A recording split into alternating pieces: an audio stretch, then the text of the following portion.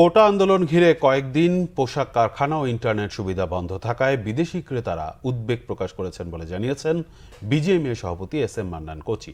তবে তৈরি পোশাকের ক্রয় আদেশ বাতিল কিংবা পণ্যে ডিসকাউন্ট করবেন না তারা। বায়ার্স ফোরামের প্রতিনিধির সাথে বৈঠক শেষে এসব জানান বিজিএমইএ সভাপতি। দেশের চলমান পরিস্থিতিতে তৈরি পোশাক খাতের সংকট ব্যাখ্যা করতে উত্তরায় বিজিএমইএ ভবনে বায়ার্স ফোরামের প্রতিনিধিদের সাথে বৈঠক করেন বিজিএমইএ নেতারা।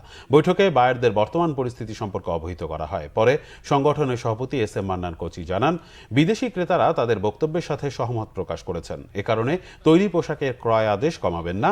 বন্দর সমস্যার কারণে রপ্তানি পণ্য সঠিক সময়ে পৌঁছতে না পারায় বায়ারদের বড় কোনো চাপ নেই বলেও জানান তিনি।